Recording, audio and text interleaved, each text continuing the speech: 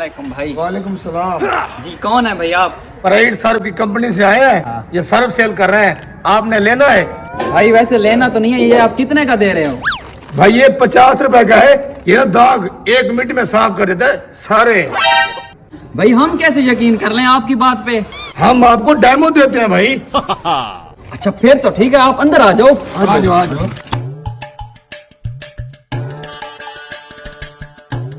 यही टूटी है? हाँ भाई यही टूटी है। आप ऐसा करो कि कपड़ा ले आओ। हाँ ठीक है, आप बैठ जाओ, मैं कपड़ा ले आता हूँ। ये लो।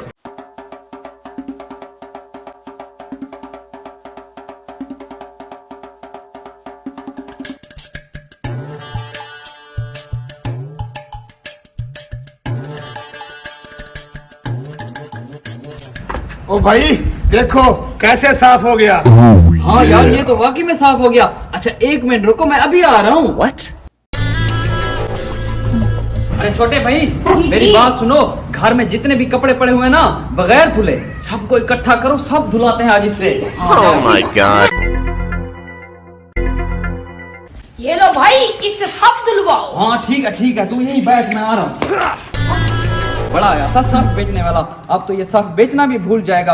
अब इसे मैं बताता हूँ। पता नहीं कहाँ चला गया। अरे भाई वो तो छोटा कपड़ा था, अब ये धोकर दिखाओ हमें, डेमो दो इसका। मुझे नहीं बेचना सर्फ। अरे भाई रुक जाओ। नहीं मैं जा रहा हूँ। अरे भाई रुको, हमें सर्फ लेना है।